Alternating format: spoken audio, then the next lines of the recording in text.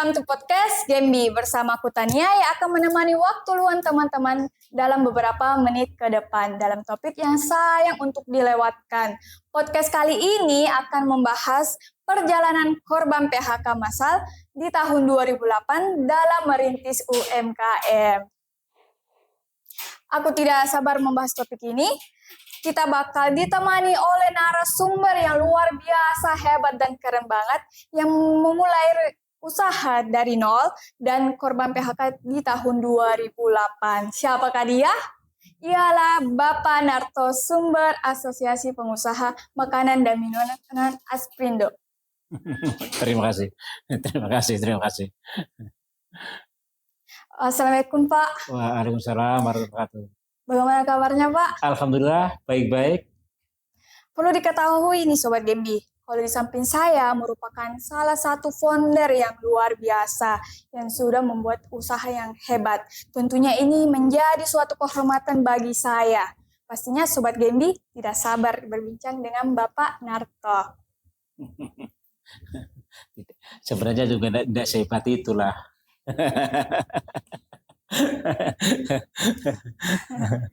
Sebelum bicara luas mengenai UMKM, mungkin para pendengar kita masih ada belum tahu apa sih itu UMKM. Kebetulan kita bersama salah satu founder nih, salah satunya kita sebagai puncak founder Asosiasi Pengusaha Makanan dan Minuman Aspindo. Boleh dijelaskan awal mula Bapak Narto merintis usaha dan menjelaskan singkat mengenai diri Bapak. Terima kasih. Assalamualaikum warahmatullahi wabarakatuh. Perkenalkan nama saya Narto. Saya adalah perantau dari Surabaya. Saya merantau tahun 97. Ya, sebenarnya saya mengenal dulu ya. Nama saya Narto ya. Nama saya Narto. Saya dari Surabaya itu aja. Terus saya mengawali usaha itu di tahun 2008. Waktu itu saya kena PHK waktu itu. Memang saya kena PHK waktu itu. Saya kerja di salah satu perusahaan. Pada waktu itu ada tahun 2008 itu memang ada pilihan yang tidak harus, ada pilihan yang memang harus berat. Saya harus memilihnya. Di satu sisi saya harus memikirkan keluarga kelanjutan hidup keluarga saya. Di satu sisi saya harus memikirkan juga keluarga saya. Dan waktu itu masih punya anak, masih kecil. Waktu itu saya mau dipindah ke salah satu daerah di daerah Manado. Waktu itu karena anak saya waktu baru lahir juga terjadi prematur. Waktu itu saya harus perhatikan juga saya punya anak. Akhirnya waktu itu saya minta untuk bertahan di Makassar. Mereka hanya kasih pilihan dua, resign atau berangkat. Karena saya pikir saya lebih mengutamakan keluarga saya, waktu saya beli resign. Nah pada waktu itu juga kebenarannya saya mengawali usaha seperti ini sebenarnya faktor pas-pasan kebutuhan faktornya ya faktor kepepet saja gitu.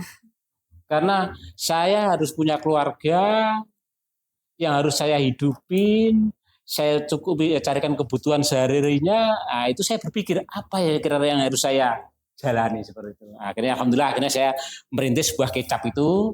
Ya walaupun saya harus dari nol besar. Waktu itu saya juga tidak pernah belajar bagaimana bikin kecap itu bagaimana, saya juga tidak tahu ya kan. Artinya karena faktor kebutuhan yang membuat saya untuk uji coba saja. Jadi sebenarnya itu tadi begini tidak ada yang tidak mungkin ya. Karena itu tadi saya katakan tidak ada yang tidak mungkin karena saya waktu belajar juga tidak pernah saya belajar kecap, tidak pernah belajar bikin lombok, tidak pernah bikin shoot, tidak pernah. Semuanya serba otodidak. Selagi ada kemauan, pasti ada jalan. Itu saja.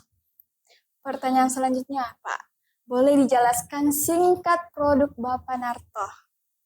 Ya, kalau produk saya, awalnya saya tahun 2008 itu hanya mengawali produk saya hanya membuat kecap saja. Dengan modal yang pas-pasan tadi, saya buat di rumah dengan istri saya, ya kan? Itu saya hanya produksi kecap saja waktu itu. Seiring dengan perkembangan sambil belajar ya kan akhirnya ya kita punya produk kecap, saus lombok, saus tomat, cuka makan, sirup ya kan. Sehingga akhirnya Sampai saya juga memberi merek 2 jempol ini, itu juga artinya bukan jempolnya orang, bukan. Itu adalah jempol istri saya. Jadi itu. Jadi karena istri saya lah, artinya saya bisa kuat seperti itu karena juga penyemangat adalah istri saya. Seandainya tidak ada istri saya, barangkali saya juga tidak bisa duduk di sini. Jadi sebenarnya yang hebat dan sukses itu bukan saya, istri saya. Pertanyaan selanjutnya Bapak, apa yang menjadi alasan atau motivasi Bapak dalam memilih usaha ini dan faktor apa yang mempengaruhi keputusan Bapak Narto? Itu tadi deh, sebenarnya keputusannya tadi adalah karena keterpaksaan saja, ya kan. Pada waktu tadi saya ada pilihan di tempat saya bekerja dulu, saya harus pindah atau saya harus memiliki keluarga. Karena saya memilih keluarga, akhirnya perusahaan yang saya tempati bekerja, dia hanya memberikan 2 pilihan, berangkat ke pindah atau resign. Jadi nggak ada pilihan pada itu. Kedua-duanya ini adalah berat. Nah, jadi yang melatar belakangi tadi, apa yang melatar belakangi saya harus berusaha ini kan? Itu tadi karena keluarga saya, kan? Saya harus kasih bagaimana kelangsungan hidup keluarga saya dan anak saya ini setelah saya kehilangan pekerjaan ini tetap bisa bertahan hidup gitu kan. Nah, seperti itu aja deh. Akhirnya pertahanannya juga kedua kalinya juga karena banyak juga saya punya teman-teman itu saya lihat, ini kok teman-teman saya penjual bakso banyak gitu kan. Nah, alangkah saya coba deh saya bikin kecap waktu itu. Waktu itu saya juga tidak pernah belajar sama sekali bikin kecap itu bagaimana, tidak pernah belajar. Atau saya lihat oh ini kecap kayak ini gula merah saja waktu itu gitu aja lah tuh. Akhirnya saya coba berkali-kali juga gagal, akhirnya alhamdulillah akhirnya bisa berjalan sampai sekarang. Pasti merintis usaha ini tidak mudah ya Pak. Karena bagaimana para Sampan Narto mengalami PHK dan mengapa Bapak memutuskan untuk memulai usaha ini dari nol? Ya betul. Artinya merintis usaha itu memang tidak mudah ya, tidak mudah. Tapi selagi ada kemauan, ada niat, ada semangat, tidak ada yang tidak mungkin gitu. Karena pada waktu tahun 2008 setelah saya mengalami PHK itu kan saya punya modal itu 15 juta. 15 juta itu saya tidak dibekali dengan keterampilan. Artinya keterampilan membuat kecap ini ya kan. Saya mau bekerja yang seperti apa yang saya tempati bekerja itu adalah saya butuh modal besar. Kan? Karena yang saya tempati bekerja adalah perusahaan yang dia kelasnya sudah kelas internasional, bukan lagi nasional lagi gitu loh. Jadi kalau saya harus ikut membuat produk yang seperti tempat saya bekerja itu tidak mungkin. Nah, jadi dengan modal yang tadi yang pas-pasan tadi 15 juta tadi ya kan, itu yang artinya saya berpikir bagaimana uang yang saya miliki 15 juta ini bisa saya putar, bisa saya olah sehingga bisa untuk menutupi kebutuhan kehidupan anak-anak saya. Waktu itu saja. Wah, keren banget motivasinya Pak. Kalau Bapak Narto untuk mencari sumber pendananya dari nol ini, bagaimana itu Bapak memulai usahanya setelah PHK tersebut itu? Ya sebenarnya itu tadi, artinya pada waktu saya mengawali usaha itu dengan modal tadi yang 15 juta tadi, ya sebenarnya itu adalah modal yang sangat pas-pasan ya kan. Nah, karena pada waktu saya memulai usaha itu juga beberapa kali saya membuat produk ini gagal. Pada waktu kita bikin langsung kita jual tidak. Nah itu terutama juga kita memang terkendala dari permodalan. Nah waktu itu kita juga banyak mengakses ke perbankan, banyak mengakses ke perbankan. Hampir semua perbankan itu saya ngajukan proposal untuk mengajukan pinjaman kredit. Tapi pada waktu kita memulai itu memang tekad semangat itu harus itu yang menjadi modal kita. Karena pada waktu kita memulai usaha itu tingkat kepercayaan lembaga keuangan itu terhadap pelaku usaha yang baru memulai itu tidak ada, kecil. Dia ragu jangan-jangan ini orang tak kasih pinjam tidak bisa bayar. Itu yang saya menggarisbawahi seperti itu. Saya menggarisbawahi seperti itu. Kenapa saya katakan seperti itu? Hampir semua lembaga pembiayaan itu semua lembaga perbankan itu saya kasih masuk semua. Itu saya punya pengajuan. Itu saya artinya mengajukan kredit. Saya punya jaminan ya. Bukan saya minta pinjam gratis, tidak. Saya punya jaminan ya. Nah, mereka kurang yakin. Mungkin kalau tak kasih pinjam ini orang kira-kira bisa bayar atau tidak, ya, mungkin seperti itu. Ya, jadi itu tadi yang penting adalah itu tadi dengan kemampuan yang kita miliki, dengan modal yang kita miliki.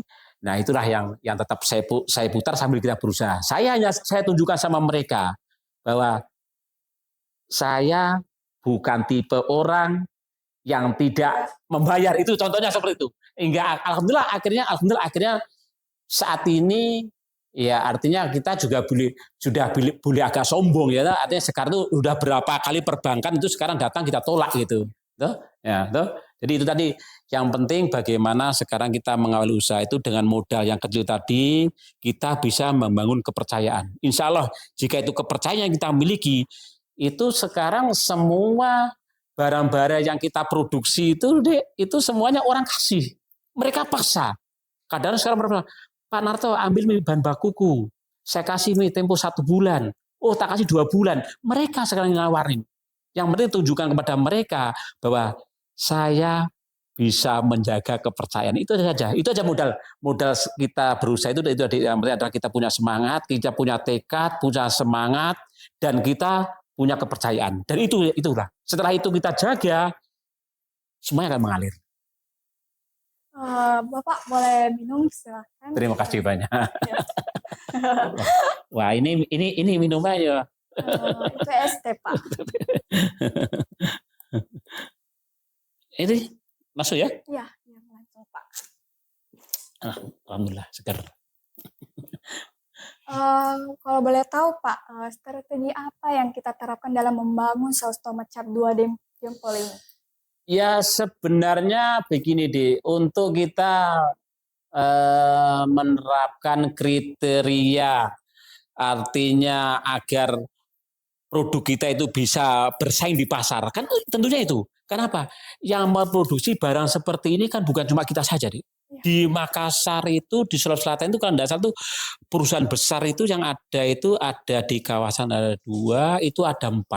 Totalnya di Makassar itu ada pabrik kecap itu mungkin ada sekitar 10 pabrik kecap. Nah, artinya kita harus tadi pertanyaannya apa tadi? Bagaimana membangun strategi Bapak? Untuk strategi tadi adalah bagaimana sekarang kita melayani. Pertama adalah bagaimana kita melayani konsumen itu kita jaga dengan baik. Terus kedua bagaimana kita menjaga kualitas. Kenapa saya katakan seperti itu? Setiap saya punya marketing datang itu pagi atau meeting itu setiap saya tanya itu marketing saya datang itu setiap datang menjual saya tidak pernah bertanya berapa penjualan, tidak pernah. Selalu saya tanyakan apa keluhan konsumen.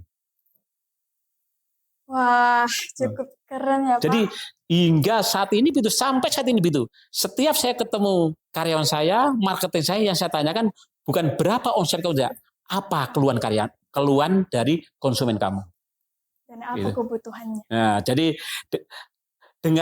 dengan kita mendengarkan keluhan konsumen, artinya kan kita bisa memperbaiki. Karena apa? Karena barang kita ini kan yang mengonsumsi bukan kita, yang mengonsumsi konsumen. Jadi kalau kita mendengarkan keluhan dari konsumen, melayani konsumen dengan baik, ya insya Allah kita bisa bertahan.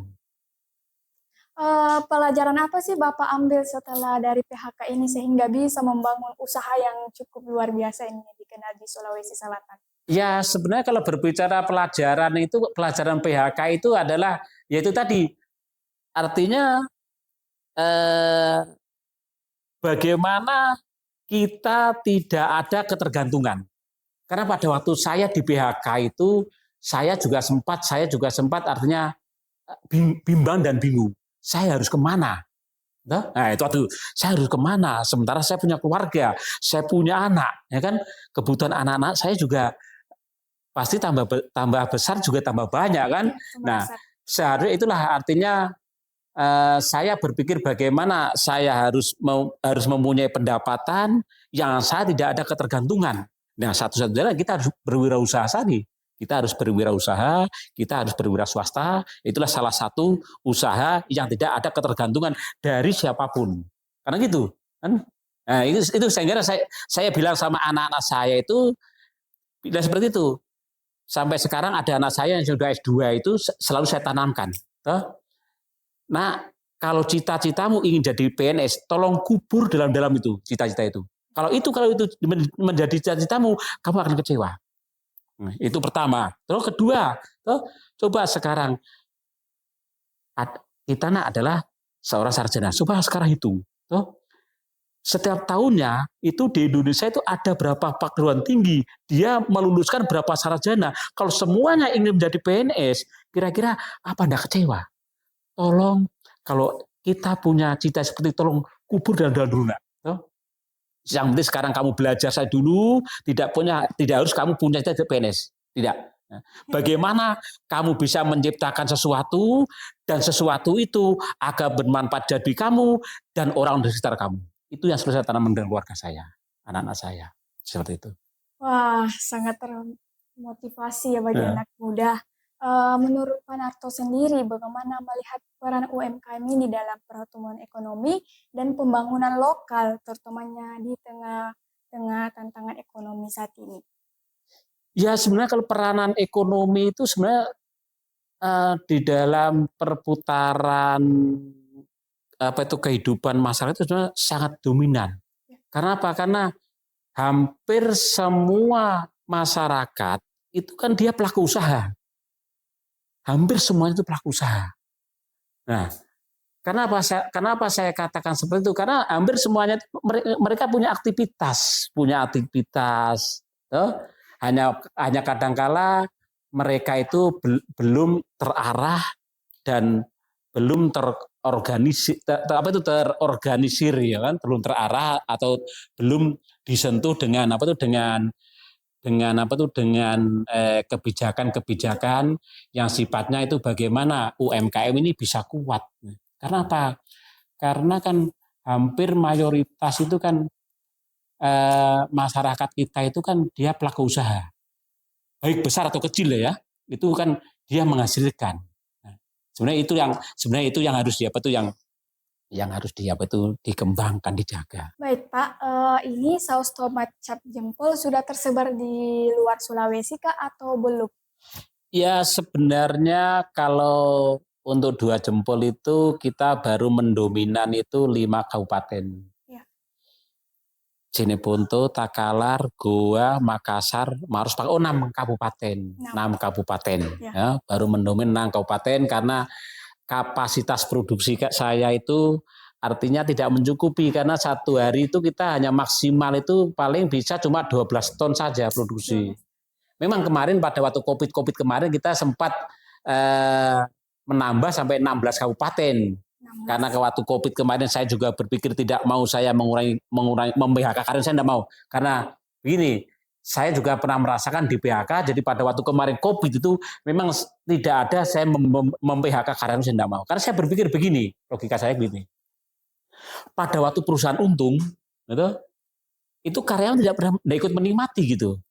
Terus pada waktu ini perusahaan mengalami sedikit kerugian, masa mereka jadi korban? Kan tidak adil gitu loh. Nah itu yang kemarin melatar belakang saya sampai saya kemarin waktu COVID itu kembangkan sampai saya tambah sampai Bulukumba, Banteng, Sinjai, Bone, Sengkang, Sopeng, baru Pare-Pare, Sidra, Pindrang.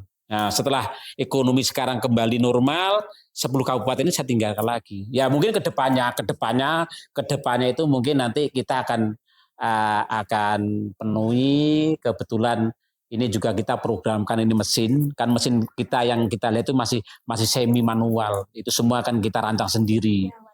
Mungkin nanti ke depannya kalau semua sudah full otomatis, ya mungkin nanti kita akan kembangkan sampai luar Sulawesi. Dan itu harus menjadi target itu program itu, tidak bisa tidak itu. Nah, saya ada lihat ini Pak, sirup. Itu dari bahan-bahan apa saja ya bisa dijelaskan Pak?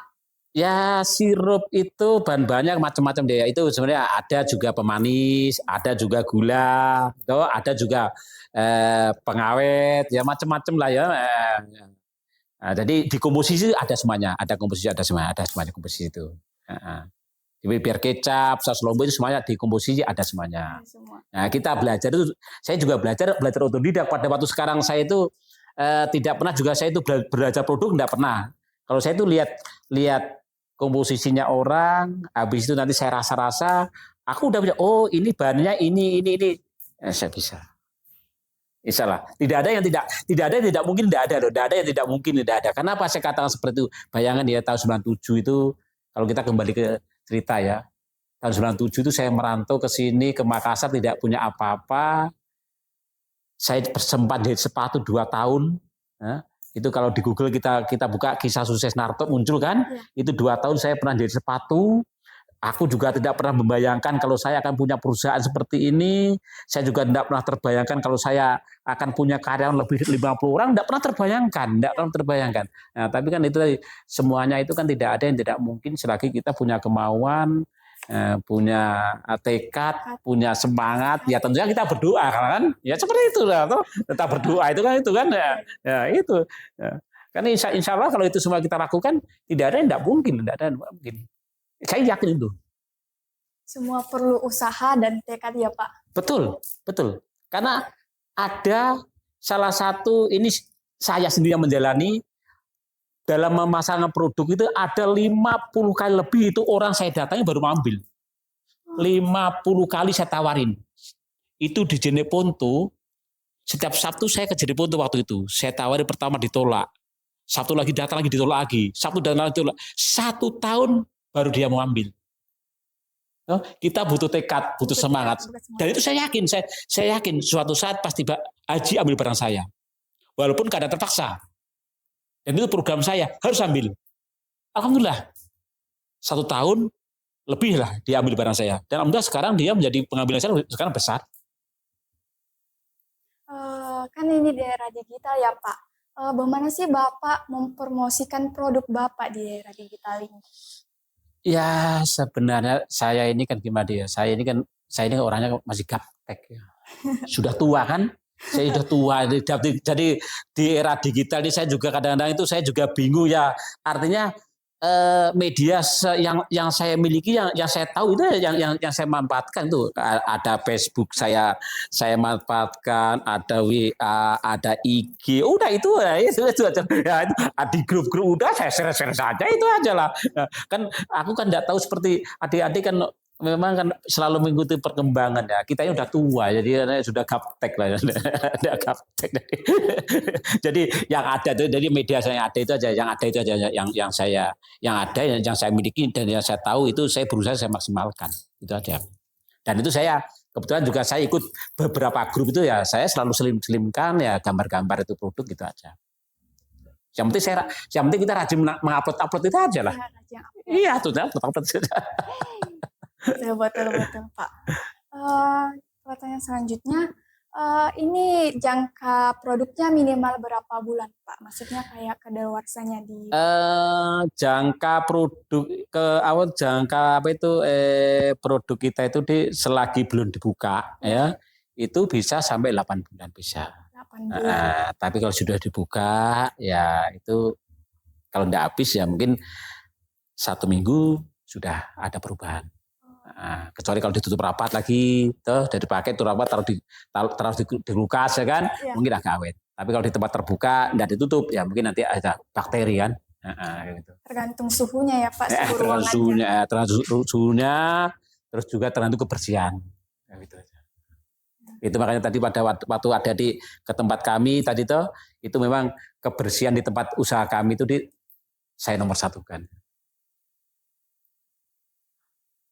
Selanjutnya Pak, untuk harganya nih mulai dari harga berapa Pak? Dari ini sausnya, sambalnya, sirupnya, dan kecapnya. Kalau harganya itu murah sekali. Harganya murah sekali. Kalau harganya itu paling murah itu harganya. Ini kan kita punya segmen kecap dan saus lombok ini kita ini segmennya kan pasar kelas bawah. Kalau kita segmen kita pasar kelas atas, kita dikalah dengan perusahaan besar. Tuh. Ya. Jadi segmen kita adalah kelas bawah, sasaran kita adalah masyarakat bawah. Ya, siapa tuh masyarakat bawah? Itu tadi kayak penjual bakso, penjual somai, terus kayak sop saudara, palu basah, emang contoh-contoh itu lah. Jadi kita punya harga kecap itu deh, kalau untuk yang saset ini deh cuma harganya 3.750 per sasetnya. Lombok juga sama. Kalau kecap botolnya itu, kalau ini modal ya modal ini modal. Berarti ini kalau di pasaran itu dia paling tinggi harganya mungkin 5.000. 5.000. Yang saset ini. Kalau kecapnya botolnya juga kalau paling tinggi 6.000. 6.000. Nah itulah sasaran kita adalah kelas penjual kelas bawah. Nah, jadi artinya kalau yang kelas atas itu artinya kita akan kalah. Jadi artinya yang perusahaan-perusahaan besar yang dia tidak memproduksi, ya kan. Jadi kita produksi yang kelas bawah. Segmen pasar kita ada, kita tahu. Kita orang berusaha itu harus tahu pasar, tahu pasar. Kapan kita tidak tahu pasar, ya kita tidak akan bisa jalan. Ya. Nah, tidak asal menjual ya, tidak asal menjual. Pertanyaan selanjutnya itu Pak, apa sih motivasi Bapak untuk kepada anak-anak muda untuk membangun UMKM-nya? Ya sebenarnya itu tadi, itu dalam kutip pendidikan itu tetap perlu. Nomor satu. Nomor satu. Ya. Pendidikan itu tetap nomor satu. Karena dengan pendidikan pola cara berpikir itu akan mempengaruhi. Jadi saya tetap katakan juga sama anak-anak saya itu saya juga tidak pernah artinya menekan kamu harus meneruskan usaha saya, tidak. Saya tetap artinya mensupport kamu untuk belajar sampai di mana kemampuan belajarmu, Bapak akan saya support. Walaupun Bapak punya usaha, ya kan? Ya. Jadi artinya tadi saya katakan anak muda adalah itu artinya berarti pendidikan tetap ya, karena yang bisa merubah hidup seseorang itu lebih baik juga pendidikan. Tapi itu tadi saya katakan di samping itu kan tidak semua itu cita-cita itu sesuai dengan keinginan, ya kan? Iya Pak, betul. Tidak semua cita-cita itu sesuai dengan kenyataan. Ya. Kenapa saya katakan itu? Dulu saya tidak ada niat saya untuk menjadi penjual kecap Lombok, nggak ada. Dulu waktu saya kuliah selesai, dulu saya ingin jadi pegawai, saya ingin jadi orang kantoran, aku ingin jadi PNS. Itu dulu tidak ada pikiran. Tapi kan setelah itu ternyata itu tidak sesuai dengan harapan. Jadi ada rasa kekecewaan. Jadi artinya selagi anak muda kita belajar apa saja. Belajar apa saja. Baik itu ilmu atau juga baik itu produk, kita belajar apa saja. Jika perlu kalau kita punya kemampuan yang bisa memproduksi sesuatu, produksi saja, kita jual.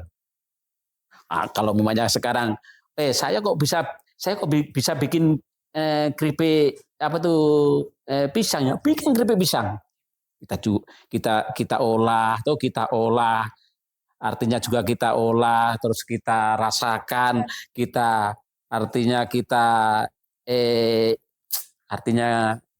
kita kasih perbedaan lah ya. Nah, bagaimana dia punya nilai jual rasa ya, oh ini kok rasanya kok bagus ya, udah coba kita titipkan ke warung-warung deh. Nah, itu kan artinya kan sebagai apa itu, sebagai ilmu dia, sebagai ilmu tuh, jadi sebagai ilmu tuh. Kan seperti contohnya sekarang itu kayak saya lihat itu kayak frozen itu kan semua orang itu ya, semua orang kan bisa bikin bakso deh. Itu frozen kan enggak ada bedanya dengan bakso. Ya. Tapi kan kadang-kadang mereka itu tidak tahu peluang pasar. Ya. Sehingga kita cuma tahunya kita untuk mengkonsumsi gitu tuh. Nah, padahal itu frozen itu adalah bakso yang dibekukan. Yang dikasih tepung roti, ya toh, ya kan, sebenarnya seperti itu, toh. Nah, tapi karena kita tidak mau artinya mempelajari, ya toh, nah, mungkin sudah nyaman dengan mengkonsumsi, ya kan, ya, akhirnya kita tidak punya ide. Jadi sebenarnya sebagai anak muda itu di samping belajar, ya toh, coba sekarang jangan juga cuma ilmu dia ya. Nah, itu ilmu memang penting, tapi alangkah kalau itu ilmu itu juga dibarengi dengan kita punya keterampilan. Iya. keahlian, skill, ya kan? Ya kan begitu. Keahlian dan skill apa? Itu kita produk apa saja lah. Nah, Iya. kan apalagi sekarang tadi adik bilang sekarang di era digital, toh. Betul. Nah, apa sih yang tidak bisa kita lakukan, ya kan? Sekarang kita berusaha tidak harus punya perusahaan. Kita bermitra saja sama orang yang punya perusahaan, kita foto produknya, kita upload, udah kita punya perusahaan. Nah, kan itu kalau yang saya lihat seperti itu, saya lihat. Seperti itu. Bagaimana Sobat Gambiers? Tertarik untuk membuka UMKM sendiri? Jadi jika kamu ingin mengetahui perkembangan ekonomi yang ada di Indonesia, khususnya di Sulawesi Selatan, pantau terus Instagram di bawah ini, yaitu Bank Indonesia Sulsel, Gembi UNM, Gembi Sulsel. Sebelum kita menutup pembicara kita hari ini, apa pesan atau motivasi khusus Bapak sesingkat-singkatnya? Ya, kalau motivasi itu ya kita ini sebenarnya itu saya itu ini ya, untuk motivasi untuk diri saya juga ya. Itu saya itu bagaimana kita ini hidup itu tidak sekedar hidup. Ya. Bagaimana kita hidup ini artinya bermanfaat kepada orang sekitar saja. Itu aja deh. Jadi hidupnya akan terasa indah, terasa berarti pada saat kehadiran kita itu bermanfaat kepada orang sekitar kita. Itu aja lah. Saya tidak pernah mulu-mulu, itu aja. Itu aja lah. Oke, Sobat Gambiers. Mungkin itu adalah pertanyaan terakhir dan sekaligus penutup perjumpaan kita dengan Bapak Narto. Sebelum itu saya mengucapkan terima kasih banyak kepada Bapak atas waktu dan tempatnya untuk hadir di kegiatan ini. Semoga kita bisa bertemu di lain waktu ya Pak. Iya, terima kasih. Dengan saya juga mengucapkan terima kasih kepada Studio Vkom UMI yang telah siap menjadi mitra dan mewadahi kami dalam berbagai cerita dengan Gambiers dan sponsorship dan Kaku yang telah membantu menyukseskan podcast kali ini dan teman-teman panitia yang ada di balik layar. Dan ini juga merupakan produk UMKM dari Bapak Narto yang dia berdirikan dari tahun 2008. Oke, Gambiers, energi untuk nergi. Saya Tania, pamit undur diri. Sampai jumpa di podcast selanjutnya. Bye-bye Sobat Gambi.